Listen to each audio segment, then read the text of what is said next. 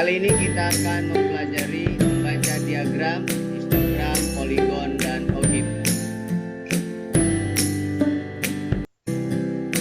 Jangan lupa subscribe, like, and share, dan berikan komentarnya.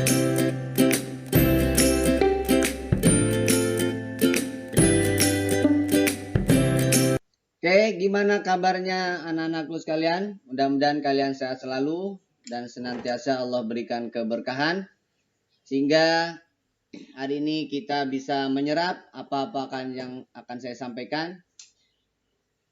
Kita akan pelajari bagaimana membaca histogram, poligon, dan ogif dari sebuah data yang akan disajikan dalam daftar distribusi frekuensi. Oke, histogram yang ada di dalam layar ini dibatasi oleh yang namanya tepi-tepi kelas. Ini namanya tepi kelas. Dalam hal ini adalah tepi kelas bawah atau tepi bawah kelas ya, lebih tepatnya. Tepi bawah kelas. Oke, tepi bawah kelas. Atau tepi kelas juga boleh karena dia bisa berlaku sebagai tepi bawah, dia bisa berlaku sebagai tepi atas. Nah, untuk 139,5 kebetulan dia paling ujung kiri disebut tepi bawah kelas pertama. Maka tepi bawah itu secara umum rumusnya adalah batas bawah berarti ya. Kalau disebut bawah berarti bawah. Batas bawah kelas dikurangi 0,5. Sehingga batas bawah kelas itu, batas bawah kelas dalam hari ini adalah batas bawah kelas pertama berarti, atau secara umum ya, batas kelas itu dalam hal ini adalah batas bawah, karena kita ngikutin kalimat sebelumnya bawah ya, berarti di sini pun bawah ya. Jadi batas bawah kelas pertama ya, pertama itu adalah tepi kelas. Jadi ngikutin ya, tepi kelas bawah ditambah 0,5. Oke. Sekarang kalau dia kelas pertama, ini kita umumkan aja bentuknya. Kalau dia kelas pertama berarti batas bawah kelas pertamanya berarti 139,5 ditambah 0,5 berarti 140. Batas bawah kelas keduanya berarti 144,5 ditambah 0,5 berarti 145. Batas bawah kelas ketiga 149,5 tambah 0,5 berarti 150. Batas bawah kelas keempat 154 tambah 0,5 berarti 155 ya. Batas bawah kelas kelima 159,5 tambah 0,5 160 ya. Kalau dilihat kan sama semua tuh. Dari sini kita bisa menebak sebenarnya interval kelasnya itu adalah 5. Jadi tinggal tambah 5 tambah 5. Kalau sudah yakin betul ya, ini berarti 170 terakhir. Nah, sekarang batas atas. Kalau yang namanya tepi atas kelas itu adalah batas atas, tentunya batas atas kelas ditambah 0,5. Berarti batas atas kelas adalah tepi atas kelas dikurang 0,5. Nah, tepi atas kelas pertama kan 144,5 dikurangi 0,5 jadi 144. Yang kedua 149,5 dikurangi 0,5 berarti 149. 154,5 dikurangi 0,5 berarti 154. Kurang tambah 5 tambah 5 ya. 59, 164. 169, terakhir 174 ya. Karena intervalnya sudah ketahuan 555. Apa itu interval? Interval boleh kalian gunakan ada banyak kemungkinan lah. Interval kelas itu kalian bisa gunakan batas bawah, batas atas boleh ya. Batas atas dikurangi batas atas boleh. Batas atas kelas ke-1 berarti dikurangi kelas kedua dikurangi kelas ke-1. Kalau mau pakai tepi kelas, tepi atas tentunya ya, tepi atas kelas dikurangi tepi bawah kelas.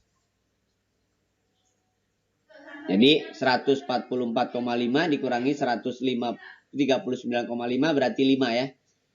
Oke, sekarang frekuensinya yang harus kalian lihat adalah tinggi persegi panjangnya. Yang ini berarti 2, maka frekuensi kelas pertama 2. Batang kedua 4, berarti frekuensinya 4. Batang ketiga 10 ya kan. Batang keempat 14. Batang kelima 12. Batang ke-6 5. Batang ke-7 berapa tuh? 3 ya. Nah, inilah frekuensi-frekuensi dari batang-batang yang ada pada daftar nilai dalam yang disajikan dalam histogram.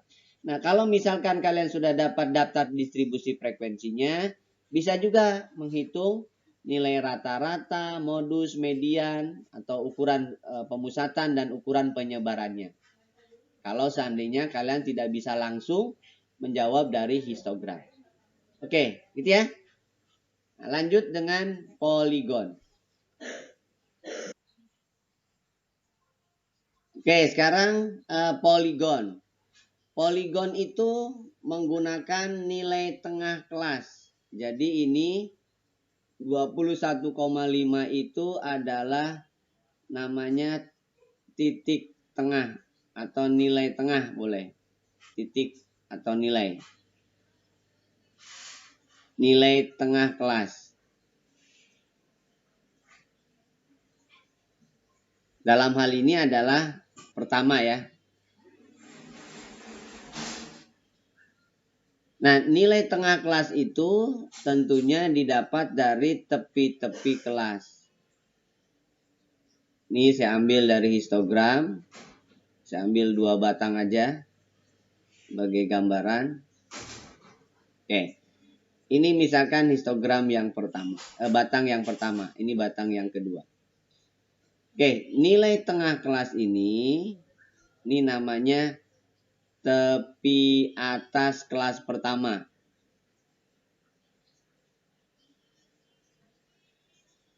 Dari histogram yang tadi. Dari mana dia? Karena dia ada di tengah-tengah antara nilai-nilai tengah, berarti tinggal dijumlah dibagi 2.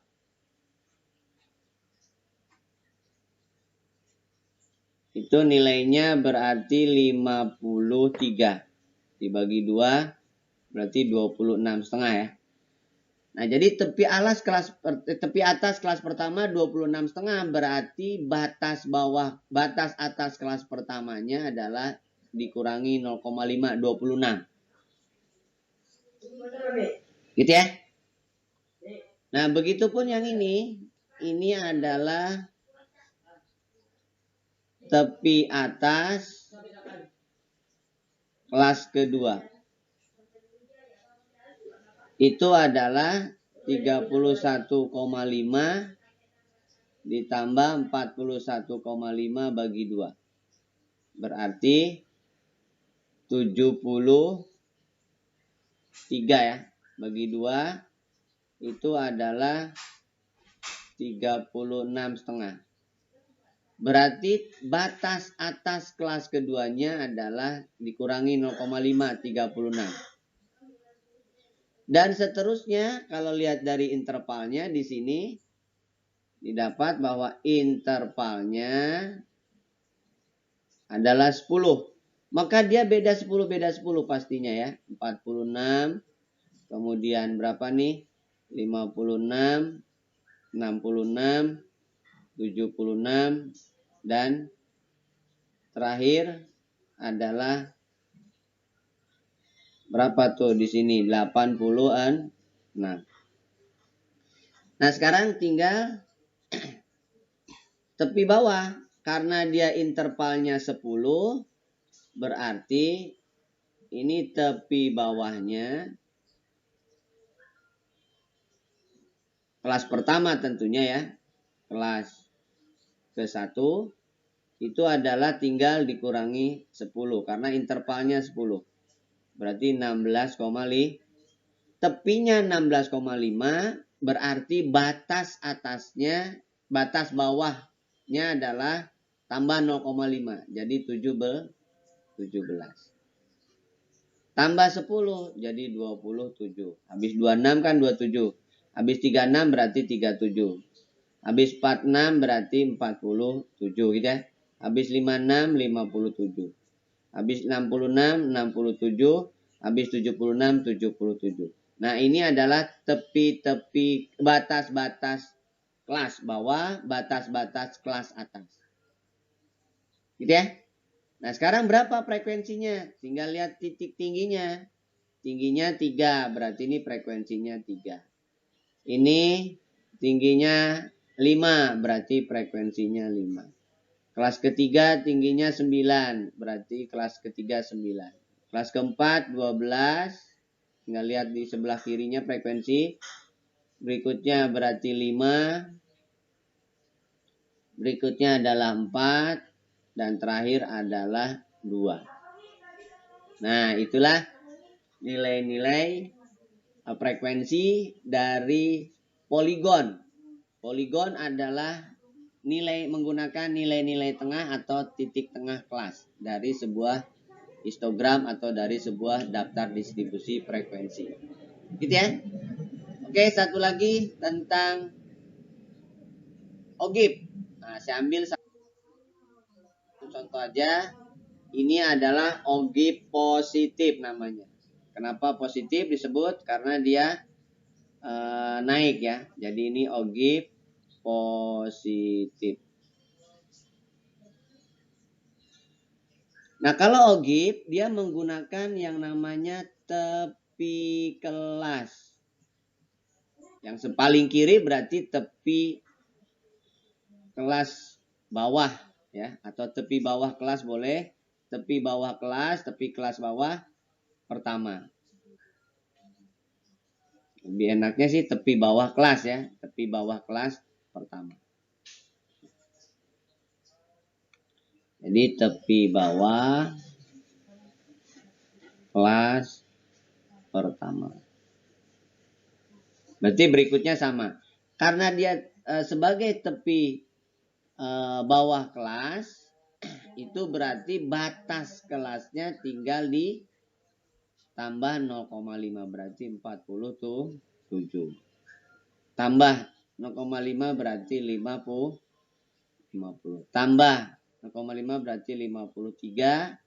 Kemudian 56. Kemudian 59. Kemudian 60. Oh, ini udah atas ya. Berarti di sini 61. 62 nggak ada lagi. Kelasnya ada berapa? 1, 2, 3, 4, 5. Ada 5 kelas. Jadi ini hanya 5 kelas kebetulan. Nah, sekarang nilai berikutnya juga sama.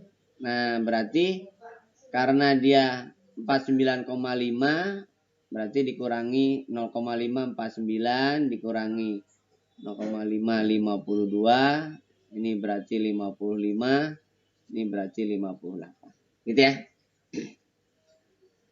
Nah, sekarang frekuensi kurang dari, kalau kurang dari 36,5 atau 49,5 boleh nih pakai tepi atas ya. Kalau yang ini berarti lebih dari, ya nanti akan diisi. Kurang dari 52,5 kurang dari 55,5, kurang dari 58,5, kurang dari 61,5. Nah, jadi frekuensi yang kurang dari 49,5 ada 1. Frekuensi yang ini kumulatifnya dulu ya. Kumulatifnya berarti ini 1, kemudian ini 7, kurang dari 55 berarti 13, kurang dari ini 20, kurang dari 61,4 berarti ada 24. Nah, sekarang frekuensi setiap kelasnya. Karena dia kurang dari, berarti ini tinggal 6. Gitu kan? Dikurangi 1 aja.